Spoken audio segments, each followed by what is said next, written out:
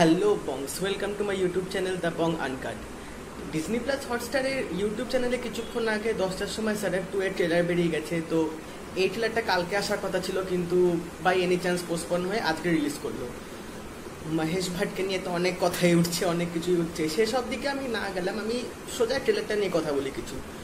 এই ট্রেলারটা মানে কি বলবো, এটা কি এই সিকুয়েলটা কি খুব দরকার ছিল? আমার তো মনে হয় না, কারণ যেটুকু আমি শুনেছি গল্পটার ব্যাপারে সেটুকু জানতাম যে সঞ্জয় দত্ত ফার্স্ট পার্টের একটা ট্যাক্সি ড্রাইভার ছিল, তো ওখান থেকেও পূজা ভাটকে বাঁচাবে, তো গল্পটা এরকমই কিছুটা ছিল সারাকে।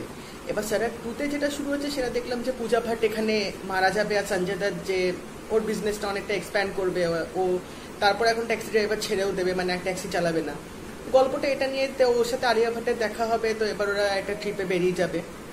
কিন্তু মানে এই ট্রেলারটা মানে আমি ঠিক কি বলবো, এখানে সঞ্জয় দত্তের অ্যাক্টিং ছাড়া আমার সেরকম আর কিছু অতটা ভালো লাগেনি। কারণ আলিয়া ভাটের অ্যাক্টিং সেই একটু একঘেয়ে টাইপের হয়ে গেছে, যেমন উড়তা পাঞ্জাবে উনি অ্যাক্টিং করেছিলেন, হাইওয়েতে উনি ওরকম অ্যাক্টিং করেছিলেন, সেই কিছু তার টোন রেখে উনি এখানে অ্যাক্টিং করেছেন। খারাপ হয়েছে যে আমি সেটা বলবো না, কিন্তু মানে একটু এক টাইপেরই অ্যাক্টিংটা হয়ে গেছে। আর আরেকটা ব্যাপার হচ্ছে, এখানে যিশু সেনগুপ্তকে আমরা সেরকম ভাবে দেখতে পেলাম না, ওনাকে জাস্ট একটা দুটো সিনে দেখালো, তো ওনার রোলটা ঠিক কিরকম আমি ঠিক বুঝতে পারলাম না। আরেকজনের যে অ্যাক্টিংটা আমার ভালো লেগেছে সেটা হচ্ছে মকরন্দ দেশপান্ডে। তো আমার মনে হয় এই ফিল্মটায় উনি ভিলেন হতে পারেন, কারণ ও আলিয়াকে ক্ষতি করার চেষ্টা করবে এবং সঞ্জয় দত্ত এখানেও অ্যাজ ইউজুয়াল আলিয়াকে বাঁচানোর চেষ্টা করবে, আলিয়াকে বাঁচাবে, এটাই মানে ফিল্মের ওর মেন টার্গেট হয়ে দাঁড়াবে। আর এখানেও দেখাচ্ছে যে মানে ওর ক্যারেক্টারটা কাইন্ডা লাইক একটু ডিপ্রেসড আছে, মানে জীবনে আর কিছু নেই, আর ভালো লাগছে না, মানে খুব ফ্রাস্ট্রেটেড ডিপ্রেসিং হয়ে গেছে, এরকম ক্যারেক্টারটা করেছে। এই ফিল্মটা নিয়ে মানে আমি বুঝলাম না যে সারাক 1-এর পর এই সারাক 2 করাটা কি খুব দরকার ছিল কিনা, কারণ আমি যতদূর শুনেছিলাম এবং যতদূর জানি যে পার্ট 1টা খুব হিট হয়েছিল তখনকার দিনে। তো এবার গল্পটা ঠিক সেরকমই রেখেছে, মানে ওখানেও সঞ্জয় দত্ত বাঁচাচ্ছে, এখানেও একজনকে বাঁচাবে কিন্তু রেখেছে, একটু মানে জাঁকজমক করে দিয়েছে, বাকি প্লট থিম মোটামুটি সবই এক রেখেছে। তো আমার তো বিশেষ সেরকম কিছুই ভালো লাগেনি সোজা কথা বলতে গেলে। যখন পোস্টারটা রিলিজ হচ্ছিল 1-1.5 বছর আগে, তখন দেখে মনে হচ্ছিল যে হয়তো কিছু একটা নতুন, একটা কিছু ভালো হতে চলেছে, একটা কিছু দেখতে যাবো।